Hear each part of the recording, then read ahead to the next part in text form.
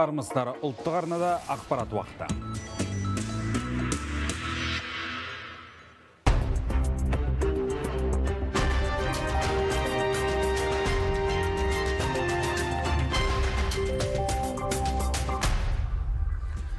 Қайлы кеш қадірлі көрермен, студияда Шерхан Жамбул және суырды аудармашы Самал Нұрым. Әуелі аңдатпа. Дәрігердің науқасты қарауға уақыты жоқ, шикілігі көп медициналық сақтандыру жүйесі депутаттардың сынына ілікті. Қазір азаматтар ауруханаға барып тексерістен тегін өтемдесе, онда 1 ай немесе 3 ай күту керек. Ал егер сол адамдар сол тексерістен ақылы түрде өтемдесе, онда дәл сол уақытта әлде 3 минуттен өтуіне болады. Медицина саласына реформа күтіп тұрма. Елімізде қызылша жұқтырған балалар көбейіп барады, алайда ата-аналар вакцинадан бас тартып жатыр. Оған не себеп? Егілмегендерде инфекция өте ауыр түрде көп жағдайда асқынуларға алып келеді. Пәтер берілді. Жаңаөзендегі жарылыс салдарынан баспанасы қалғандарға үй кілті табысталды. Шымкент тұрғыны әлемде сирек кездесетін құстарды өсірумен айналысады. Ол өз үйін ерекше құс бағына айналдырған. Қысты күні далада жаурап келген кезде бір үйге кірген кезде құстардың дауысын сайрап тұрғанда, көктемнің несі ғой, көктем жаздың настроениесі деп айтады ғой, көңіл күйі. Енді ретретмен халықаралық іздеу жарияланған Серік Күдебаев шекараны тау арқылы асқан болуы мүмкін. Мұндай болжамды ұлттық қауіпсіздік комитеті төрағасының орынбасары Ерлан Алдажұманов айтты. Алматы облыстық полиция департаментінің экс-басшысы туралы Қырғызстандағы әріптестерінен де ақпарат сұраған. Қазір бірнеше нұсқа қарастырылып жатыр дейді. Рабочие предположения есть. Түрлі болжам бар. Серік Күдебаевтың тау жақта шаруа қожалығы бар. Сол жақтан жол көрсететін адамдары болуы әбден мүмкін. Біз тау арқылы шекарадан шығып кеткен деген нұсқаны қарастырып отырмыз. Ресми мәлімет бойынша ол Бішкек әуежайы арқылы Түркияға ұшып кеткен. Қырғызстанда да бұл факт бойынша қылмыстық іс қозғалды. Бірақ оның тергеуіне ресми түсініктеме берілмейді. Ұлттық қауіпсіздік комитетінің дерегенше жыл басынан бері 4,5 мыңға жуық адам шекараны заңсыз кесіп өтпек болған. Тұрғындардың заңсыз өту әрекеттері әрқилы сипатта, яғни біздің елге кірмек болғандар да, шығып кетпек болғандар да бар. Заңсыз кесіп өту әрекеттері негізінен көршілес мемлекеттердің азаматтары арасында көптеп тіркелген. Ал шетелге заңсыз шығарылған 670 миллиард теңге елге қайтарылды. Премьер-министрдің орынбасары қаржы министрі Ерұлан Жомабаевтың мәлімдеуінше, бұл бағытта жұмыс істейтін арнайы комиссия құрылған. Жұмыстар бас прокуратураның жетекшілігімен жүріп жатыр деді ол. Сондай-ақ министр кедендегі заң бұзушылықтары туралы айтты. Кезінде төленбеген қаражат бюджет пайдасына өндірілген. Былтыр бұл салада заң бұзғандардан 50 миллиард теңгеге жуық қаржы өндірілді. Қылмыстық әрекетке барған бірнеше оператор анықталды. Нақтырақ айтсақ, 15-тен астам экономикалық оператор болған. Қазір құзыретті органдар тергеу амалдарын жүргізіп жатыр. Қара нарықтың саудасын азайтып, нарықтық экономиканы дамытуға қажет. Мемлекеттік кеңесші Ерлан Қарин сыбайлас жемқорлыққа қарсы іс-қимыл мәселелері жөніндегі комиссия отырысында осылай деді. Оның сөзінше, көлеңкелі экономикамен күрес кезінде бірде-бір сала тыс қалмауы тиіс. Ал мемлекеттік органдар қабылдаған шара бизнеске қысым көрсетіп, инвестициялық әлеуеттің нашарлауына әкеп соқпауы керек деді. Жиында қаржылық мониторинг агенттігі, қаржы министрлігі, индустрия және инфрақұрылымдық даму министрлігі басшыларының есебі тыңдалды. Комиссия тарапынан нақты ұсыныстар әзірленіп тапсырма берілді. Енді оның орындалуы бақылауда болады. Тегін медициналық қызмет алу үшін айлап кезек күту керек. Ал сол қызметті ақылы түрде бірнеше минуттың ішінде алуға болады. Халық қымбат болса да жылдамын таңдайды, яғни міндетті әлеуметтік медициналық сақтандыру тиімсіз болып тұр. Мәжіліс депутаты Асхат Аймағамбетов премьер-министр Әлихан Смайыловтың атына осылай деп депутаттық сауал жолдады. Мәселе мынада. Медициналық мекемені қаржыландыру кезінде белгілі бір қызметке квота беріледі. Айлық квота бір аптаның ішінде таусылса, келесі 3 апта олар қызмет көрсетпейді. Тұрғындарды келесі айға жазады. Пациенттердің көп жазылуы да мекемеге пайдалы. Яғни ақшасы төленген, бірақ жасалмаған қызметтер өте көп. Барлық қордың 10%-ын тексергенде 52 мың көрсетілмеген қызмет анықталған. Азаматтар тұрақты жарнасын төлеп жүрсе де, егер 3 ай төлемей қалса, онда автомат түрде мәмістен шығып қалады. Бұл мәселені қайта қарау керек. Және де осындай ұсынысты қолға алған дұрыс деп ойлаймын. Кез келген 12 ай үшін жарна аударылса, сақтандырушының мәртебесі қалдыру ұсынылады. Азаматтар қанша қаражат түскенін, қайда және қандай мақсатқа бағытталғанын білу керек деп ойлаймын. Азаматтарға олардың электронды денсаулық паспорттарын көруге толық мүмкіндік берілу керек. Үкіметтің кеңейтілген отырысында президенті жүйедегі ақшаға бақылау жүргізілмейтінін айтқан. Міндетті сақтандыру медицина саласына тың серпін берілу керек, алайда әзірге дұрыс жұмыс істемей тұр деген еді. Қаржы нағыз қажет жұмыстарға бағытталмай қалады. Ал дәрімен қамтамасыз ету жұмыстары жемқорлық тәуекеліне толы. Бұл бағыттағы мәселенің көп екенін министр Ажар Ғиниятта мойындап отыр.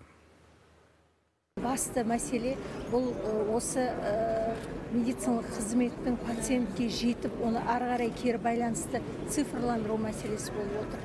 Биылдың аяғына дейін барлық әсіресе медициналық көмек көрсету бизнес процестері цифрландырылатын болады.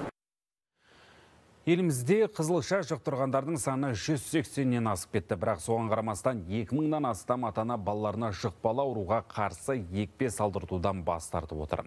Дәрігерлер мұның соңы қайғылы оқиғаға әкеп соқтыру мүмкін деп дабыл қағып жатыр. Бұл ауру әсіресе балалар арасында жиілеген. Вакцинаны дер кезінде қабылдамаса не болады? Тұрғындар неліктен қарсы? Әріптесім Нұрсұлтан Тілектес жауап іздеп көрді.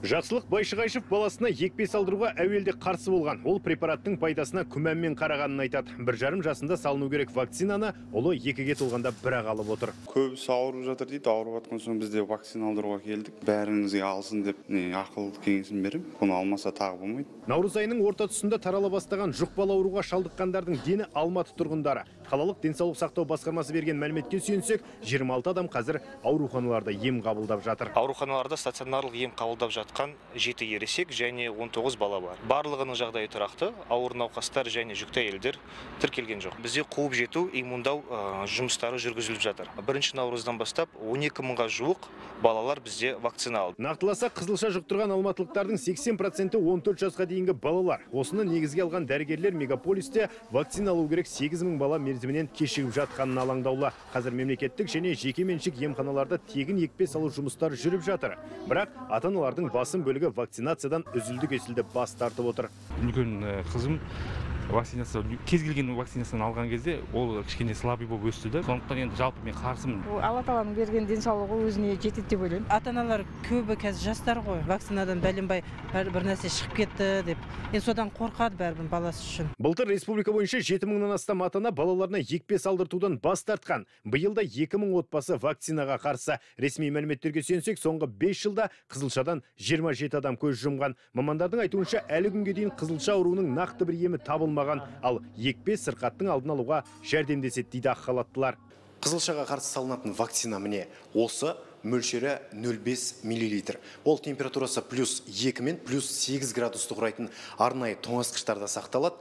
Бұның ерекшелігі екпені алған баланың бойында қызылшадан бөлек қызамыққа және паротит вирусына қарсы өмірлік иммунитет қалыптасады екен. Сондықтан вакцина алмағандар қызылша жұқтырса, арты көп жағдайда асқынуларға алып келеді. Егілмегендерде инфекция өте ауыр түрде көп жағдайда асқынуларға алып келеді. Өкпенің қабынуы, вирустық қабыну өте емі жоқ, көп жағдайда өлімшітінде әкеліп жатады. Одан басқа қабынулар, мысалы көздің конъюнктивит сияқты қабыну кезінде адам өмір бойына мүгедектікке алып барып, мысалы соқыр болып қалуы мүмкін. Қызылша жыл сайын таралатын ауру, дегенмен былтыр елде аталған вирусты жұқтырған 4 адам тіркелген болса, биыл сырқаттанғандар 187-ге жетті. Нұрсұлтан Тілектес, Бауыржан Сәлмеке, ұлттық арна, Алматы. Астанада құрылысы жүріп жатқан тұрғын үй кешені сүрілуі мүмкін, себебі қаңтар айында Астана экономикалық соты борышкерге жұмысты тоқтатуға міндеттеді. Қабырғасы көтеріліп, терезесі қойылып қойған үйдің сүрілуіне не себеп? Талға тапқан таянғанын баспанаға салған үлескерлердің жағдайы енді не болмақ? Тараптарда Азамат Бейбітұлы тыңдады. Қызыл кірпіштен қып-қызыл ақшаға салынып жатқан бұл тұрғын үй сүрілуі мүмкін. Себебі Астана қаласының әкімдігінің құрылыс басқармасындағылар осылай деп отыр. Соттың үкімі бойынша Вашингтон тұрғын үй кешені заңсыз салынып жатыр екен. Бірақ бұл ретте бір сұрақ туындайды. Астананың қақ ортасында бір емес 10 қабаты көтерілгенше құзырлы органдар қайда қарап отырған? Соттың шешімі әділет органдарына орындауға келіп түссе, яғни ол деген сөз тиісті мемлекеттік органдармен тексеріліп, оның барлығы бір күнде немесе бір айда орындауға келіп түспейді ғой. Екі жақтың да... Үйдің өзі 1 жыл, 1,5 жыл салынады ғой көтеріліп кеткенше. Жоқ, 1 жыл, 1,5 жыл салынбайды. Үйдің өзі қарасаңыз 2-3 аптада қателеспесем бір қабатты көтеріп тастайды. Үлескерлердің құқығын қорғап жүрген заңгер Дидар Смағұловтың айтуынша, тұрғын үй кешенінің құрылысы заңсыз басталған. Сол себепті әкімшілік шаралары қолданылған. Бірақ ең негізгісі заң бұзушылық жерге қатысты. Жер құқықтарын растайтын құжаттары жоқ. Сол үй салған жердің басқа иесі бар. Сол иесімен келісімдері жоқ, және де құқықтары жоқ салуға үйді. Соның ең негізгі себеп ол сол жер учаскесі. Ал құрылыс компаниясының атқарушы директоры Алмагүл Қоңырбай қазіргі уақытта барлық мәселелер оң шешімін тапты деп отыр. На сегодняшний день Қазіргі таңда құрылыс жүргізуге арналған аумақтағы жер учаскелерін меншік иелерінен сатып алуға компанияның 2 миллиард теңгеден аса қаржысы жұмсалды. Бірақ бір ғана жер иесімен бағаға келісе алмадық. Ол барлық жерге арызданған. Келіссөздерден кейін келісімге келіп, ол үйді сатып алдық. Қазір процедуралдық мәселелер реттеліп жатыр. Сол себепті барлық ескертпелерді түзеткеннен кейін бұл шешім заңдық күшін жояды. Құрылысы заңсыз деп танылған Вашингтон тұрғын үйі ғана емес. Дублиндегі тұрғын кешені бойынша мәселе Вашингтондікіндей.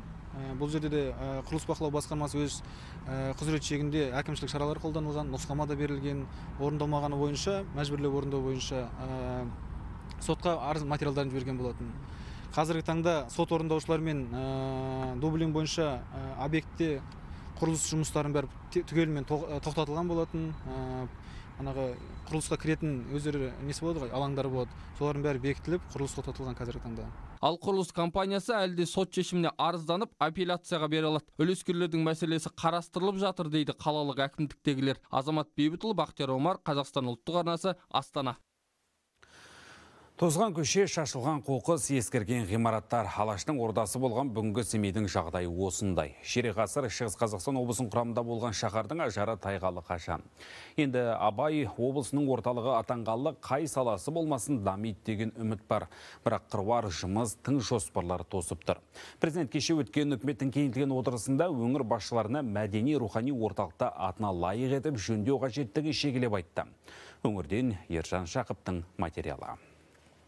Мынаның бәріне су аққан кезде мынадан тоқ соғып өрт шығама деп осыдан қорқамыз. Рысқұлов 84 мекен жайындағы мына көпқабатты үй 2014 жылы терма жаңғыртудан өткен. Мемлекеттен қомақты қаржы бөлініп, шатыры, жертөлесі мен жедел сатысы жаңаланған. Тұрғындар оған кеткен шығынды тәртіпке сай бөліп төлеген. Алайда қарызды өтей сала сапасыз жұмыс сыры берген. Шатырынан су сорғалаған тұрғындар енді жылдап төлеген қаржы далаға кеткенмен бірдей болды деп наразы. 10 этажда 4 квартира тұрады, 4 квартираның 4-ünен де су ағып тұр. Әр квартираға квадратурасына байланысты ақша бөлінген болатын. Біздің өзімізге осы 2 бөлмеліге 3200 теңгеден болды. Біз 7 жыл соны төледік, бірақ осы ремонттан кейін 2-3 жылдан кейін қайтадан төбемізден су аға басталды. Мұндай коммуналдық мәселе қазір қалада шаш етектен. Ескірген үйлер, тозған көшелер, шаһардың көркі кетіп, жүдеп жадаған. Оған себеп бар. Өйткені 25 жыл Шығыс Қазақстан облысының құрамында болғанда рухани мәдени орталыққа мән берілмей келді. Сол жылдары басшылық қызметте жұмыс істеген Құсмилия Нұрқасым қаланың қай саласы болса да қаржының жеткіліксіздігінен құлдырады дейді. Ширек ғасыр Шығыс Қазақстанның құрамында болдық. Шөміштен қағу деген. Бұқаралық жұмысқа, қаланың бұқаралық жұмысына Семейге 13 миллион береді. Өскеменге 43 миллион береді. Жан саны, қаланың жаңағы халқының санынан Өскеменнен Семей көп болатын. Көңіл бөлмегендіктен, міне осындай жаңағы сорақы нашар күйімізге жеттік. Президенттің өзі тілге тиек еткен Семейдегі балалар ойын алаңдарының сыйқы қазір осы. Кеңес заманынан қалған қалқиып тұрған ескі темірлер, қираған қоршау, ойылған асфальт. Мемлекет басшысының сынынан кейін қала әкімшілігі облыс орталығындағы алаңдарды айнада етіп жөндейміз деп отыр. Қазір шаһарда 576 аула болса, оның тек 10% ғана жарамды. Деннің жағдайы адам шошырлық. Бірінші жер асты құбырларын жасаймыз, артынан бүкіл жолдарын асфальт жасап, балалар ойын алаңдарын 70 үйге саламыз. Және де оның бәрін бірте-бірте біз 5 жылға өзімізге жоспар қойдық. Тек Семей қаласының инфрақұрылымын реттеу үшін 40 миллиардтан астам қаржы бөлінбек. Шаһар басшыларының сөзіне сенсек, 100-ден астам көшені жарықтандыру, 60 көшеге асфальт төсеу мен 15 саябақты жөндеу жоспарланған. Қаланы ретке келтіру керек деген президент тапсырмасынан кейін Іле-Шала ертең Семейге премьер-министр Әлихан Смайылов келеді деп күтілуде. Жергілікті шенеуніктер болса, жолдардың ой-шұңқырларын жедел жетіп жөндеп, үкімет басшысына көрсететін бетке ұстар нысандарды дайындап жатыр. Ержан Жақып, Серік Нұртаза, Қазақстан ұлттық арнасы, Абай облысы. Президент әкімдер проблеманы өз көзімен көру үшін қаланы жаяу аралау қажет деген еді. Себебі елдегі шаһарлардың тіпті Астананың келбетімен тазалығы көңіл көншітпейді. Үйлер тозған, ойын алаңдары жоқ. Мемлекет басшысының тапсырмасынан кейін әкімдер қаланы жаяу аралады дейік. Олар неге мән беруі тиіс? Халықтың пікірін білген едік. Әкімдер тек қана қаланың орталығымен жүрмеу керек, негізі. Мына шет жақтарды көрсін, тротуар бар ма, машина жол қандай, бәрін көрсін. Мысалы, мен өзім Наурызда тұрам. Наурызда ешқандай тротуар жоқ, жолдарының бәрі алашаң. Ойнататын жерлердің көбі сынық. Не качелясы сынып атады, не легіп тұрады. Балаларды ойнатуға жалғыз жіберуге қорқынышты. Қасында қарап жүреміз. Соны әкім шығып былай жаяу жүріп көрмесе, оны былайнан машинамен өткенде көре алмайсың. Ол проблемалардың көбін білмейді ол кісі. Маса көп, масаға шара, осы масаларды көріп, масалар қай жерде көп, солардың шараларын алатын еді. Және осы экология мәселесі, мысалы терек талдар аз, соны көбейтетін еді. Соны байқайтын шығар деп ойлаймын, егер әкім қала ашып көшені аралайтын болса. Ал Жаңаөзенде жарылыстың салдарынан баспанасыз қалған отбасыларға пәтер беріле бастады. Қазіргі таңда 2 адамға жаңа баспаналар рәсімделді. Қалғандарына да беріледі. Ол үшін отбасындағы адам санына қарай 2 бөлмелі 2 пәтер, 3 бөлмелі 5 және 5 бөлмелі 2 пәтер сатып алынған. Айта кетейін, Жаңаөзенде 2 қабатты тұрғын үйде газ жарылып, 9 және зардап шеккен болатын. Апаттың салдарынан олардың баспаналары тұруға жарамсыз болып қалды. Сондықтан президенттің тапсырмасымен зардап шеккендер пәтермен қамтылуда. Ал жарылыс болған үйде қазір сарапшылар жұмыс істеп жатыр. Сонымен қатар газ мекемесінің мамандары көгілдір отыннан уақытша ажыратылған үйлерге қайта қосып жатыр. Хабарымызды жалғастырамыз, әрі қарай көретіндеріңіз.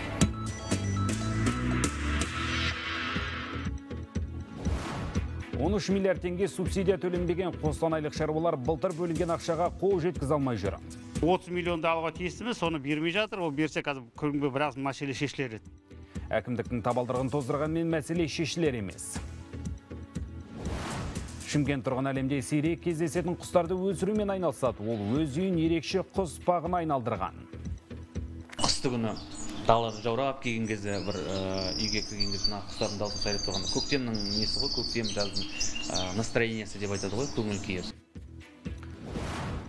Жаңаөзенде мұнай өндірісі саласында кәсіпорындардың жұмысына талдау жасайтын жұмыс тобы құрылды. Оған Қазмұнайгаз компаниясының 33 қызметкері кіріп отыр.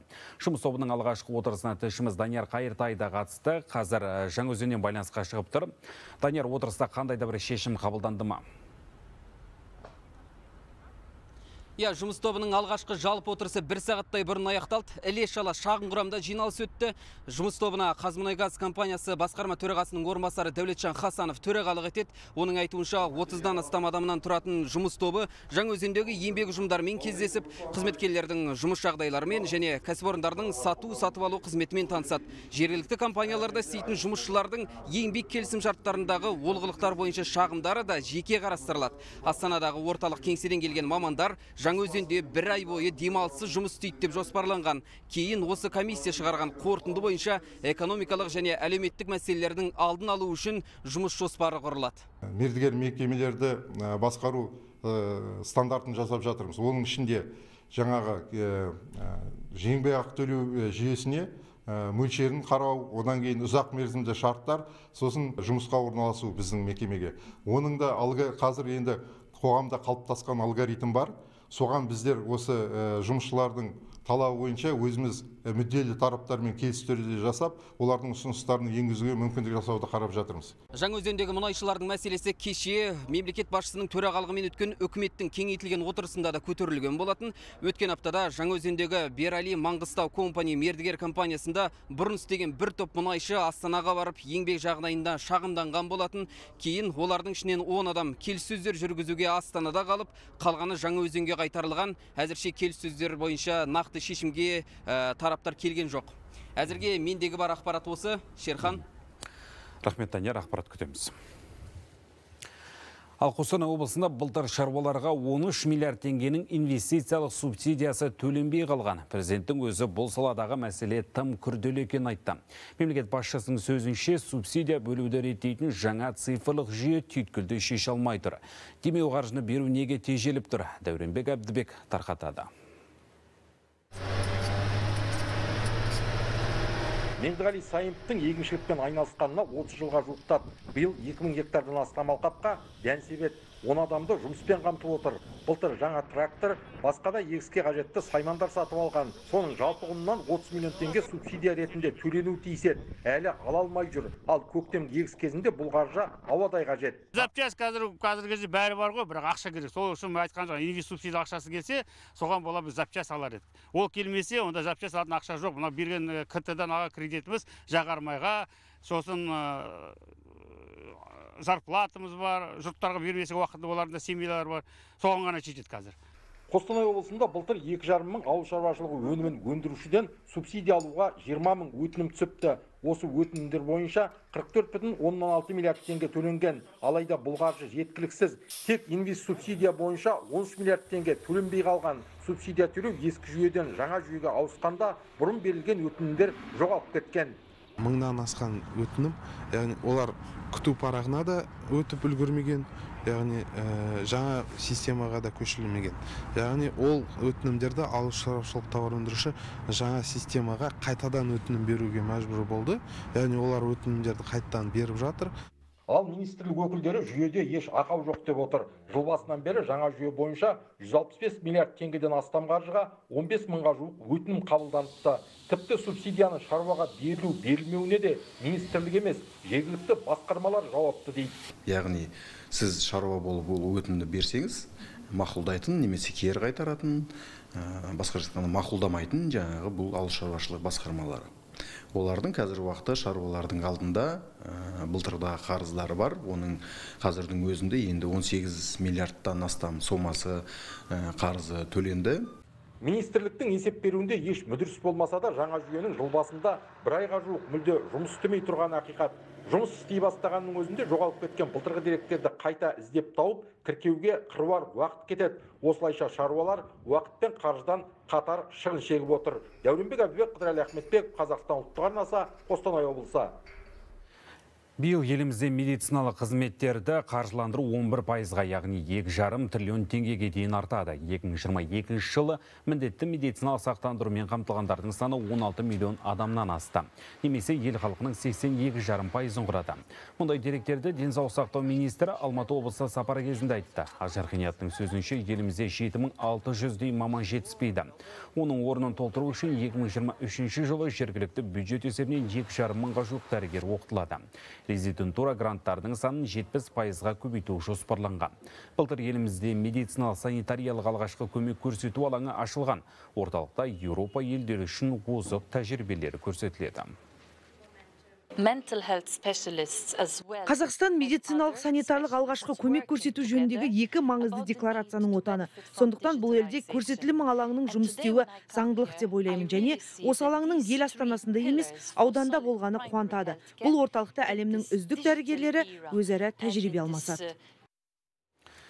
Шымкент қаласында үйін орнитологиялық баққа айналдырған Сырлан Тәшімбетов есімді азамат тұрады. Ол шаңырағында экзотикалық және әнші әсем құстардың көптеген түрін өсіріп келеді. Мамандағы бухгалтер азамат бала кезіндегі әуестігін бүгінде табысты кәсіпке айналдырып отыр.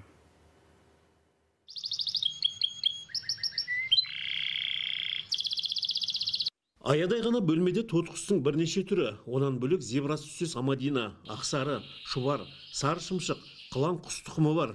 Оларды иелері үйіміздің көңілді тұрғындары деп атайды. Өйткені қысы жазы таңқылаң берісімен-ақ шықылғатып сайрай жөнеледі. Қысты күні даланы жаурап келген кезде бір үйге кірген кезде құстардың дауысы сайрап тұрғанда көктемнің несі ғой, көктем жаздың настроениесі деп айтады ғой, көңіл күйі сондай болып жатады. Жалпы адамға өте көп тәрбие, балдарға тәлім беретін нәрсе ғой негізі. Үй құстары ерекше күтімді қажет етеді. Күніне 2 рет суын ауыстырып, асты тазартылады. Жеммен қоса минералдық қорегі беріледі. Олардың күтіміне келіншегі мен балалары да қолғабыс жасайды. Құстарды бір мезгіл тордан босатып еркіндікке де жібереді. 6 жасар кезінде әкесіне еріп базарға барған Сырлан тордағы тоты құсты көріп қатты қызғады. Ес білгелі тек мультфильмдерден көріп келген құстың түрі мен түсі оны бірден арбап алады. Бұл іске әуестік пен қызығушылық 32 жыл бұрын осылай басталған. Құстардың көзі үйімізге бір жылылық шашады. Жаңағы жыл 12 ай осындай әдемі, жаңағы көктем болып тұрғандай, келген жұрттың барлығы қызығып, жаңағы ерекше сезімде кетеді. Мамандығы бухгалтер жігіт әуестілігін кәсіпке айландыру мақсатында осыдан 4 жыл бұрын бастау бизнес мектебінде оқып, экзотикалық құстарды өсіру жобасы үшін 500 000 теңге грант жеңіп алды. Содан бері кәсібінің ауқымын кеңейтіп, жетілдіріп келеді. Әсіресе көктемде құс сатып алушылар көбейеді. Қазақстанның өзінің атынан бір басқа түстес құстың түрін шығарғымыз келеді бізде. Бізде Қазақстанда, себебі Турцияда, Өзбекстанда, Америкада олардың бәрінің цветтерін қойып жатады, жаңа мақтанышқа да. Мен мынандай дәрежеге жеттім түріне түстің құстарында. Бізге де сондай нәрселер керек болып жатыр да. Бүгінде Шымкентте Сырлан секілді құс өсіруді кәсіпке айландырған 30-дан астам азамат бар. Олардың ендігі ойы осы іспен әуестенетіндердің қауымдастығын құру, сөйтіп дүниежүзілік көрме өткізуді жоспарлауда. Ғани Қалмаханов, Нұрлан Нұрбек, Қазақстан ұлттық телеарнасы, Шымкент. Қазақстанның бірінші әлемнің 7-ші ракеткасы Елена Рыбакина Германияда өтіп жатқан WTA 500 турниріне сәтті бастады. Толығырақ спорт жаңалықтар айдарында әріптесім Асылбек Данияр айтсын. Асылбек, бұл турнирде бас жүлдеге не тігіліп отыр екен? Жалпы жүлде қоры 780 000 еуро. Бұдан да өзге қызықты ақпарат бар. Толығырақ алдағы топтамада.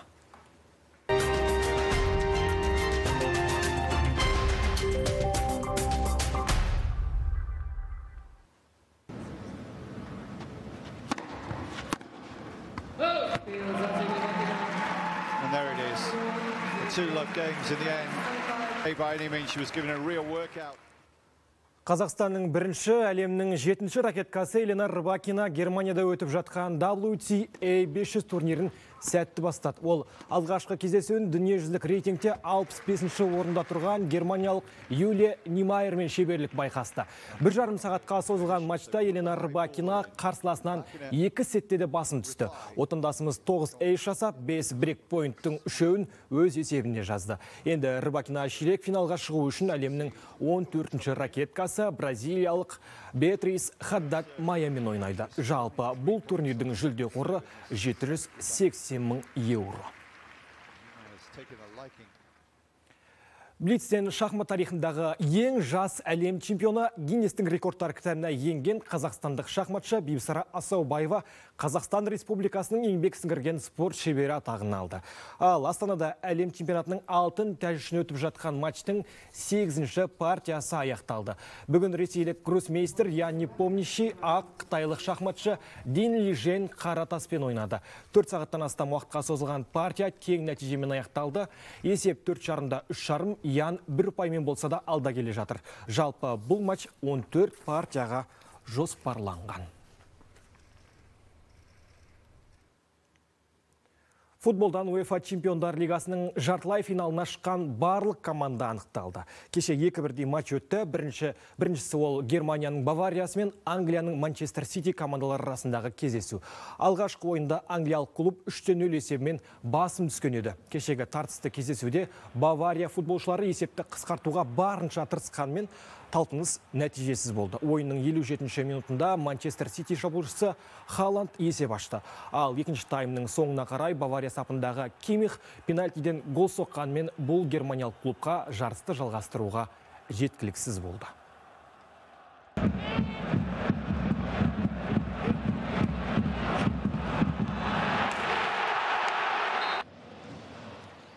Тағы бір кездесуде италиялық Интер және Португалияның Бенфика клубтары жартылай финалдың жолдамасын сарапқа салды. Бірінші кездесу 2-0 есебімен италиялық клубтың басымдығымен аяқталды.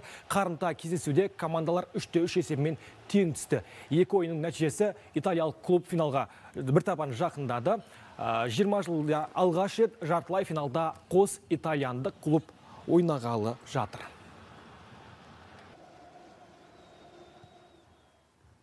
Менде бүгінге осы елдегі және әлемдегі спорттың басты жаңалығын бірінші болып бізден біліңіздер. Рахмет, Асылбек. Ал жұмыссыздықпен күрес экономиканы әртараптандыру, халықтың өмір сапасын жақсарту, кешегі президенттің қатысуымен өткен үкіметтің кеңейтілген отырысына айтылған ең маңызды мәселелер дәл қазір ақпараттан кейін Ақорда хабарында. Ұлттық арнаны ауыстырмаңыздар, бірге көріңіздер. Қадірлі көрермен, ал біздің бүгінгі айтарымыз осы. Келесі эфирде жүздескенше аман сау болыңыздар.